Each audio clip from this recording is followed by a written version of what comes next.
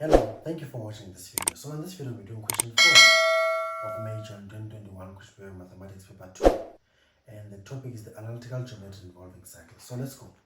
They are saying in the diagram, P is the center of the circle. V and W are endpoints of a diameter. They went on to say, the circle intersects the y-axis at B and C. BCVW is a cyclic quadrilateral.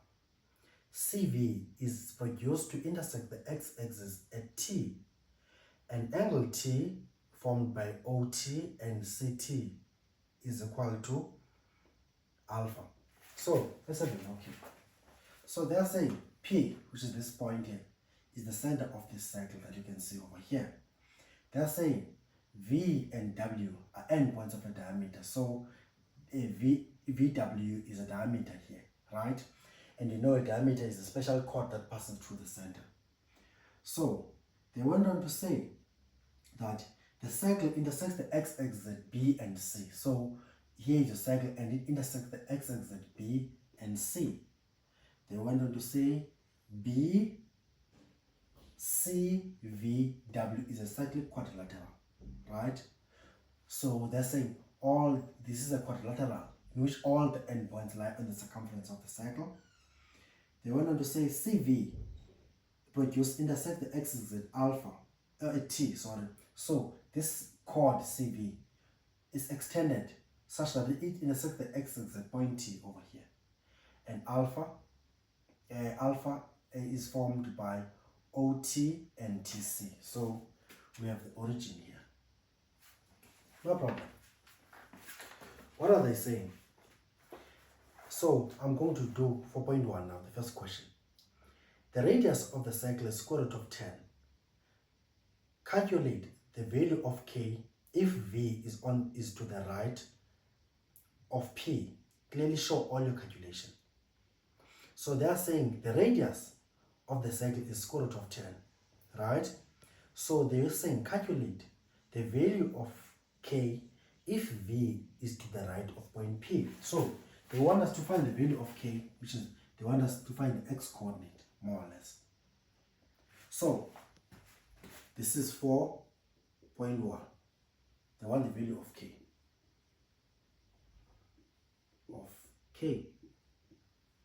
So what they have told you is that your radius, which is your PV, is equal to PW, and they're both equal to the square root of 10. These are radiuses, right? No problem. So they want us to find this value of K over here. So how do we find this value of K? What do we have? We have that this is square root of 10 and that is square root of 10. This distance is 10, square root of 10, and this one is square root of 10. So in this case, what we will have to do, we can say, okay, the distance of PW, right, which is, let's say PV, actually. The distance PV is equal to the square root of x coordinate of P minus x coordinate of V all squared plus y coordinate of P minus y coordinate of V all squared. Right? This is how you calculate the square root, the distance between the two. So you know the distance PV is the radius, the square root of 10 is equal to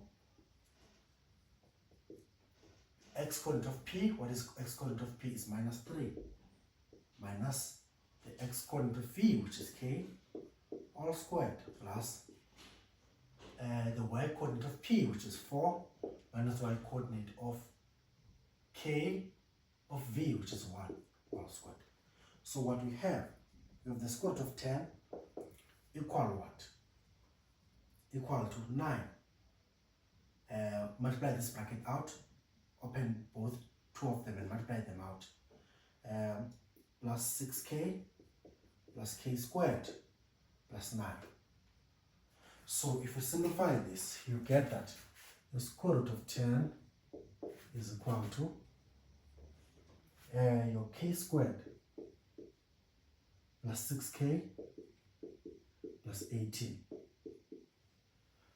So what do? We square both sides because we're trying to solve okay, right? So you have 10 is equal to k squared plus 6k plus 18. So your 0 is equal to your k squared plus 6k plus 10. Oh, plus 8 actually. Because it will be 18 minus 10, so it should be 8. So we can try to factor this, and then to look like we'll have k here, k there, maybe 4 here and 2 here, plus and a plus. So you have two brackets multiplying each other and the product is 0. So in order to achieve that, either this bracket, which is k plus 4, is 0, or your k plus 2 is 0, which means your k would be equal to minus 4, or your k would be minus 2. Right? No problem. So we are told that a v is to the right of p. So, which is v is on this side, on the right of p, which means if you have minus 3 here, so all values that are on this side will be bigger than minus 3. So, but minus 4 is on the left of p, so it can't be this one, it should be that one over there. So your k is equal to minus 2. So which is the coordinates of v is minus 2 and 1. That is the way to go. Now, we'll move to 4.2. What are they saying at 4.2? They're saying the equation of the cycle is given as x squared plus 6x plus y squared minus 8y plus 15 is equal to 0. So they want us to calculate the coordinates of BC, right? So we are given the equation of the cycle to be x squared plus 6x plus y squared minus 8y plus 15 equals 0. Right? So what do they want? They want the length BC. They want the length BC, which is, they want this vertical distance here. So if you want the vertical distance, it's the big y value minus the small y value. Right? But we don't have both the values of B and C. We don't have those values. So how do we find them? Look, what we know is that both B and C, they lie on the y-axis. And along the y-axis, x is 0. Right? Along the y-axis, x is 0. Which is, we know the x-coordinate here is 0. And we know the x-coordinate here is 0 as well. We don't know the y-coordinate. So if we want the y-coordinate and we have the equation of the cycle, we can substitute the x coordinate that we have here, which is the 0, and then try to find the corresponding y value. This is the same thing that you do when you're given an equation of a function. Let's say you're dealing with function and you have an equation of a function, and you have one of the coordinates and you're missing the other. You substitute the one that you have and find the one that you do not have. So in this case, we know the x value of B and that of C is 0. So we can substitute 0 here and 0 there and find the corresponding y values of this position and that position. So in that case, we have that x is 0 because both C and B, they lie on the vertical line, which is the y-axis. So we'll say, okay, 0 squared plus 6 times 0 plus y squared minus 8y plus 15 equals 0. So your y squared minus 8y plus 15 equals 0. Then we can try to factorize this. Then we have y minus 3 and 5. So we have two brackets multiplying each other and the product is 0. Either this part should be 0 to achieve that, so y minus 3 equals 0, or your y minus 5 equals 0. So in that case, your first y is 3, or your y should be 5. So if your y is 3 and 5, the bigger one, which is the top one, should be 5 here, and the smaller one should be 3 over here. So we say if we want the vertical distance, should the big y value minus the small y value, right? Small should have 2 L's here. So in that case, our vertical distance, BC, is equal to the big y value, which is 5, minus small y value, which is 3. So our vertical distance is 2. When we're done with this question, we move to the next one, which is 4.3. They're saying at 4.3, if your k is equal to minus 2, right, they want you to calculate the size of alpha. So they have given you that your k is -2 in case you didn't get it right, because we got it to be -2. They want us to find this place over here, this alpha over here, which is the angle of inclination. You know that this is 4.3.1. This is 4.3.1. They wanted to find the angle of inclination. You know that your gradient of VC, right? The gradient of this line VC is equal to what? The tangent of alpha. So we need to find the gradient of VC, and then in that case we'll be able to find alpha, which is the angle of inclination that they're interested in. So what are the coordinates of V? The coordinates of V is -2 and 1. The coordinates of C is 0 and 3. The gradient of VC is called the y value of V minus y value of C over x value of V minus x value of C. In that case, y value of V is 1 minus the y value of C, which is 3, over the x value of V, which is -2, minus x value of C. X value of C is 0. So what you have here is -2 over -2. So this is 1. So your gradient of VC is equal to 1. Right? So we have this. So which is 1 is equal to the tangent of alpha. We're trying to find alpha. So in that case, alpha is equal to arc tan 1, which is equal to 45 degrees. So our angle of inclination is equal to 45 degrees, which is this angle over here, is 45 degrees. That is what we have. We move to 4.3.2. They are saying find angle W, which is the angle formed by VW and WB. So they want us to find angle W, which is the angle formed by line segment VW and WB. Let's go and find this angle W. So angle W is formed by VW. Where is V? VW and WB. So they want us to find this angle here. Right? No problem. So this is an angle of your cyclic quadrilateral. And this angle here, which is the angle between this VC and the x-axis, is an exterior angle of this cyclic quadrilateral. So an exterior angle of a cyclic quadrilateral is equal to the interior opposite angle. So if you can find what this angle is, we'll know what that is, because these two are equal, because this angle here is an exterior angle of this cyclic quadrilateral. This angle is an exterior angle of this cyclic quadrilateral, right? It is an exterior angle of this cyclic quadrilateral.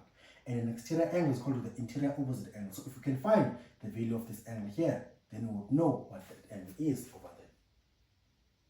Right? No problem. So how can we find this? So you know that your x-axis are perpendicular to your x are perpendicular, right? So this is 90 here. So we can say 4.3.2 in triangle what? In triangle OTC, you can say angle T plus angle C plus angle O, which is the origin. They will give you 180 degrees, right? These are angles on a triangle.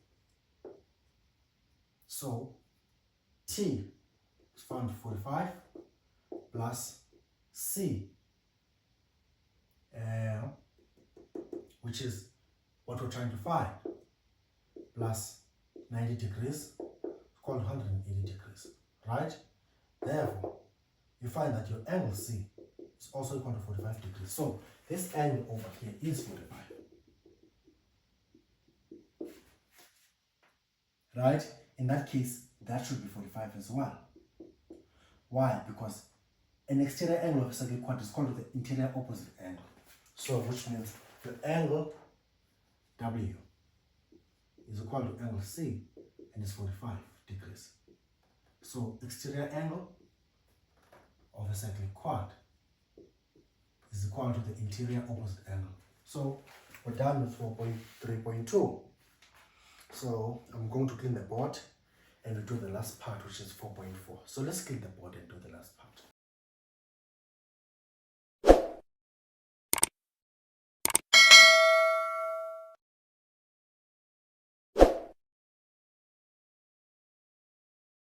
Okay, so now we're doing 4.4. They are saying a new circle is obtained when the given circle is reflected about the line y is equal to 1, right? So there's this circle, and on top of that we get a new circle. How do we get this circle? By reflecting this one about the line y is equal to 1. Where is line y is equal to 1? The line y is equal to 1. You know, it should be a line. It should be in the form y is equal to mx plus c, right? So the fact that you can only see 1, which means you only have c, which is the gradient is 0. So this equation, this one, is y is equal to 0x plus 1. This line. So if your gradient is 0, which is the line is horizontal. So which means this, your y is equal to 1, is a horizontal line, like this. Like this. So this is how your y is equal to 1 looks like. Look at your y is equal to 0, it's also horizontal. If it's just y is equal to a constant, like 1, like 0, it's going to be a horizontal line. So which means we reflected this circle by this horizontal line. So how will it look like? It will look like this.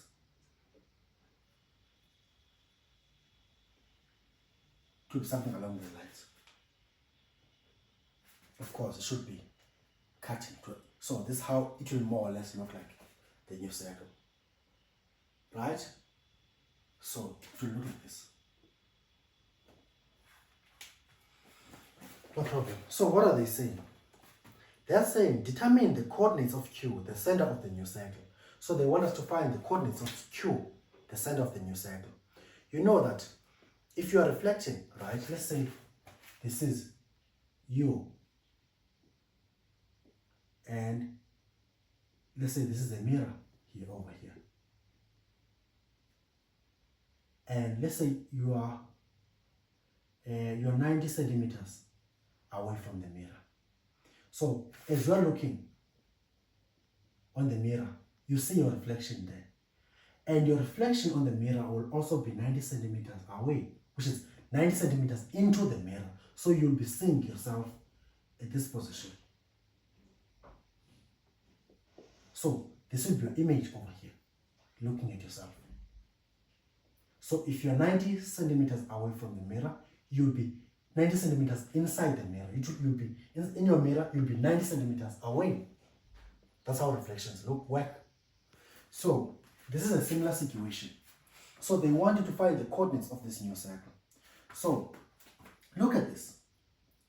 This center is how many units? This is 1 right here. So y is equal to 1 and y is 4. So it's 3 units above the line of reflection. So if you are reflecting it, it should be 3 units below. It should be 3 units down here as well. In a similar way as that, because say if you are 90 centimeters away from the mirror, you'll be 90 centimeters inside the mirror when you're looking at your image. So it's a similar argument, because you're reflecting about this line y is equal to 1. So from 1 to the center is 3 units. So if you want to know where the image is which is Q, if you want to know the image of P, which is equal to Q, it should be 3 units below the line of reflection, right?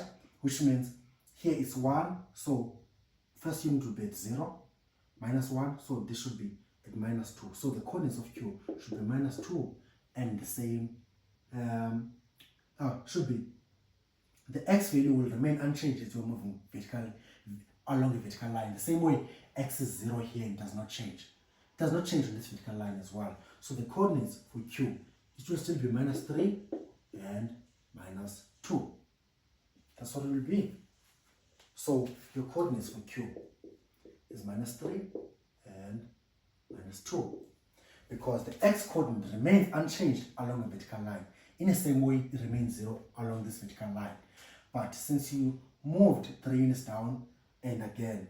So it should be minus 2 here. It should be minus 2. So these are the coordinates of the new center, Q. So those are the coordinates. Now we do 4.4.2. They want us to calculate the equation of the new circle in the form x whatever. So they want us to find the equation of the new circle.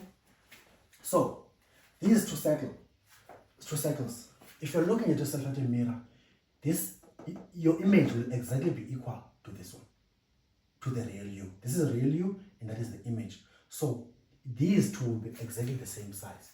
So since you have reflected this to this circle and this image are also going to be equal in size as well, which includes the radiuses.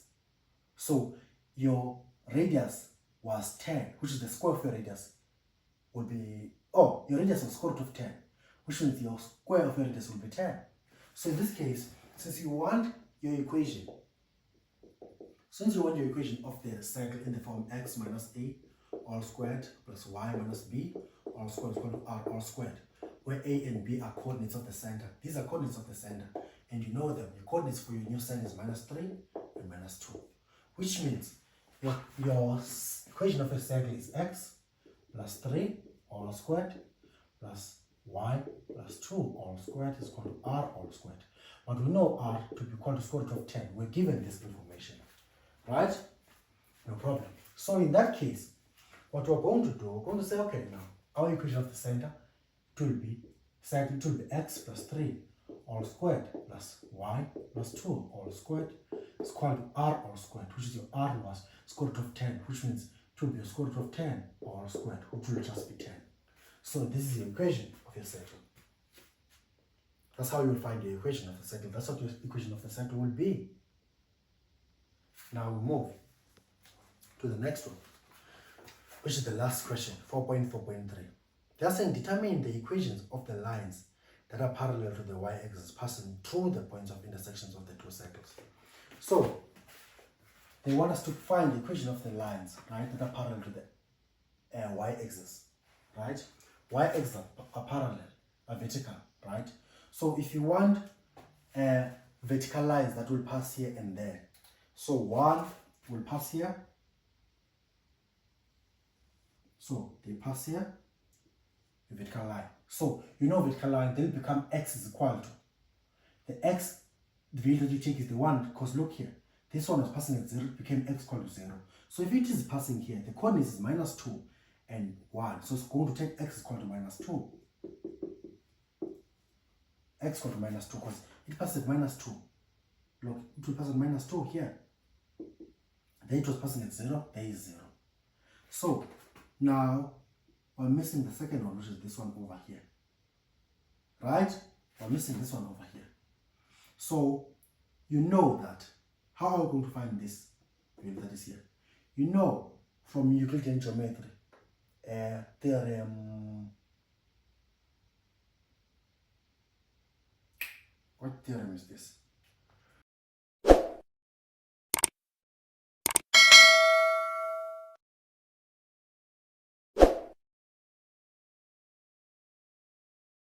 Okay, so now I realized that the recording device switched off or ran out of battery mid-session. So what I was trying to say is that I applied theorem 1, which is a line from center perpendicular to a chord will bisect the chord, because this line is vertical, this one vertical downwards, and this blue line is horizontal. So the angle between this vertical line and the horizontal line is 90 degrees, right? So they're perpendicular, right? So in that case, we know that x is equal to minus 2 here, and here along this line x equal to minus 3, and there, so x here should be minus 4, because if this is halfway, if it's 1 unit to this side, it should be 1 unit to the other side, so x should be minus 4, right? So in that case, your equations should be the equation of this line, which will be x equal to minus 2. The other one will be x is equal to minus 4, because look, we have a line from center perpendicular to a chord, so it will bisect the chord. So this length is equal to this length over here. So this is 1 unit, because from Minus 3 to minus 2 is 1 unit, so should be minus 1 unit to the side as well. If you don't understand it very well, you can use the midpoint formula and say, okay, my midpoint is minus 3 for x, and my midpoint for x is minus 3. I have this one, I'm trying to find the other one, so here is it. So these are the coordinates of a line, of lines that passes through the intersections of these two circles. And these lines, or these lines, they will be parallel to the x-axis, they will be, sorry, to the y-axis, so they will be vertical. So here we are, and I'm done here, and I hope it does make sense to you as it does to me. Thank you for watching. Cheers.